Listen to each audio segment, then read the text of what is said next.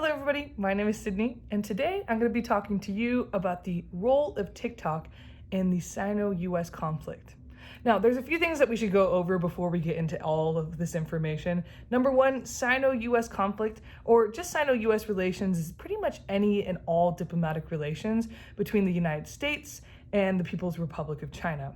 And number two, let's define the main problem we're going to be talking about here today. In the United States, TikTok is a perceived threat to national security, and it's really just the latest problem in a long history of tension between the United States and China.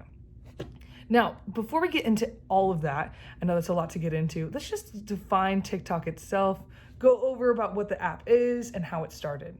So TikTok, as many of us may know, is a really popular video sharing app that's really taken the world by storm, and it shares everything from dance videos to memes to anything in between. And it's especially popular amongst Gen Z. Unbeknownst to many, however, it actually didn't have a lot of those humble beginnings that social media platforms tend to have. Really didn't start in somebody's basement or somebody's mother's garage or anything. In 2014, actually, it was created by a Shanghai company, and it was originally known as the app Musical.ly.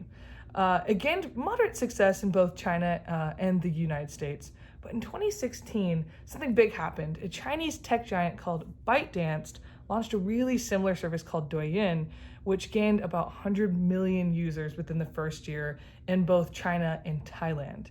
A couple years later, in 2018, ByteDance bought Musical.ly and transformed that platform into what we know as TikTok today.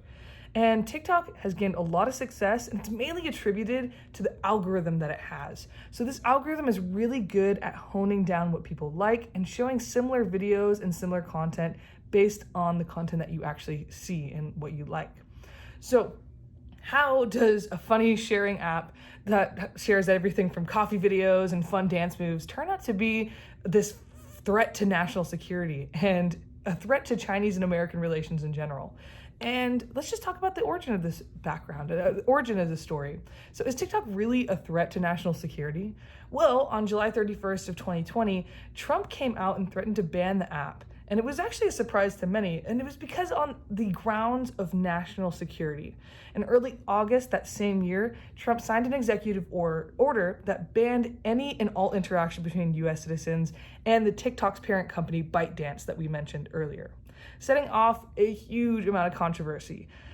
Viewers and content creators were outraged, the executives at TikToks were completely shocked, and this thread shed light on the main question: why is TikTok so dangerous? We actually weren't the first country to view TikTok this way as well. In both 2019 and 2020, India also banned the app on the grounds of national security. So why is it so dangerous? Why is this such a big deal? Well, the problem is mainly that of data collection. TikTok does take quite a bit of data from users, including phone models, location data, what videos are being interacted with. It can even read copy and paste clipboards of people who are using the app. But this actually sounds quite scary, but it's actually not entirely uncommon when talking about social media apps. According to a Technology BBC article, the amount of data collected on TikTok is comparable to pretty much that of Facebook and Twitter. And University of Notre Dame's technology professor, Kirsten Martin, even claims the amount of data collection is standard in the industry. So if TikTok collecting this amount of data isn't necessarily out of the ordinary, what is the real issue here? Why are we so concerned about this? And why are legislators so upset about this occurrence? And the real issue is because the United States is simply afraid of collected data from their citizens.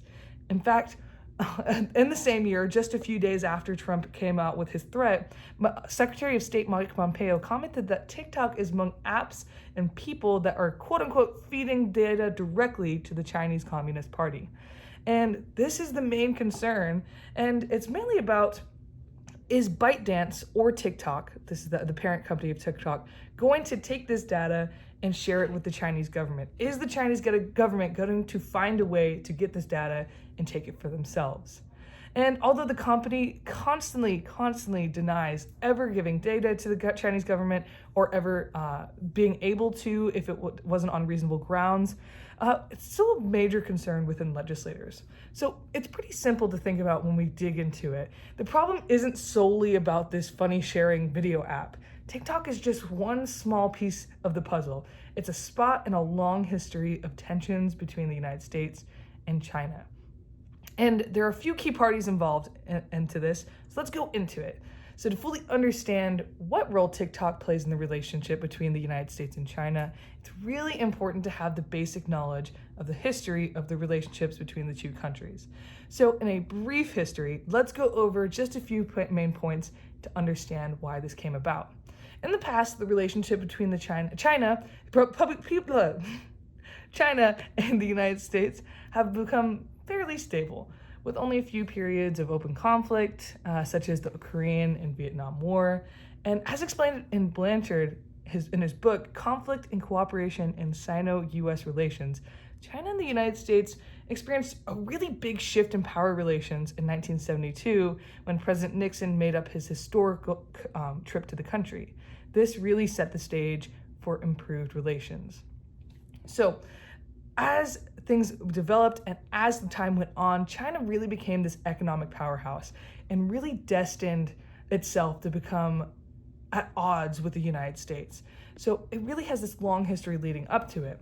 So during the course of the past few decades, the United States and China have become the two most economically powerful countries and have set themselves up for this inevitable rivalry. Number one, let's just talk about some of these differences that the United States and China has. The United States is a democracy. We believe in free speech. We want an open internet, whereas People's Republic of China is an autocracy and heavily relies on censorship and really believes in limited internet. And there's a few things also economically that has caused a really big change. China in the past few years has had the highest GDP, essentially saying they spend the most money out of most of the countries. And in 2008, China officially became the US's largest foreign creditor. In 2010, China becomes the world's second largest economy. So all these aspects set this stage for these two big powerhouses to have growing tension. In fact, in the Pew Research Center in 2020, it reviewed a poll, and about 89% of Americans said that they viewed China as a competitor or an enemy, whereas only about 9% of them viewed them as some sort of partner. And again, there's a lot of reasons for this, just like our basic differences, but also there's the militarization of the South Sea, trade tariffs that we'll talk about here in just a moment, COVID-19 pandemic, and the erosion of freedom in Hong Kong that many of us probably heard about in the past couple years with all those protests. It's pretty insane how all these things are coming together to increase these tensions and really change how we view the relationship between China and the United States. So biggest thing that we want to talk about is in 2020, a huge shift happened when Trump made trade tariffs. And many of us probably heard about this, of course, but it's really credited for making the relationship have a turn for the worse. Under Trump's legislation, Washington aimed to focus more on an American first doctrine. And on August 1st of 2019, Trump announced that there would be a 10% tariff on $300 billion worth of imports starting in early September. A few days later, China responds and halts all of the imports of American agricultural goods inside of the country. So again, this is just sort of this contest or this tension going back and forth. And in 2019 and 2020, we experienced even more of those tensions. So now that we know about those tensions, what does this have to do about TikTok? What does this have to do about data, anything like that? And that's because China historically really has a long history of data collection and hacking, right? So when doing research on this project, I stumbled across this saying that there are two types of people in the world: those whose data was hacked by China and those who don't know whose data was hacked by China. So pretty much it just says this saying is China is notorious for going in and hacking into these countries. Australia is one of those countries that's experienced it. And although this may sound a bit odd, China has really shown itself to be a threat to national security in several nations and has a history of collecting immense amounts of personal and organizational data from several different countries. And the United States alone in 2014 was a really big marker year for this. OPM had the personal data of 4.2 million former and current federal employees just been stolen. This included stuff like social security numbers, addresses, any sort of personal data. And in 2014 as well, Marriott, the big hotel chain, and Anthem Healthcare was hacked. And it's implicated and really assumed that these groups were associated with China or Chinese government.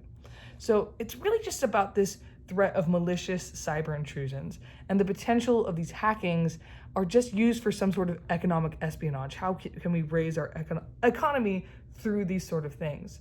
So if TikTok is linked to this, what does that mean? Well, the impact TikTok has and what it means is essentially that there's this implication that TikTok is used for data collection. And this can pose a few different threats, right? Number one, the threat of the motivation to sell personal information, the motivation to censor important information. There was a big thing in 2020 after George Floyd's death, and Black Lives Matter was a very big topic being talked about all over social media. A lot of Black creators thought that they were being censored, or a lot of their content was being put down and diminished, and they thought this was a form of censorship, something that the United States doesn't really pride itself on. In fact, in an article by Ming-Xin Chen, he argues that gathering this information is a way for China to expand their influence internationally and gain more of a global presence. So what does this mean to TikTok and all of these threats and all of these tensions for the future of international communication between the United States and China? Well, while researching this, the biggest concern that a lot of people had mainly had to do with this debate of whether or not there was going to be a Cold War, this modern day Cold War between the two countries.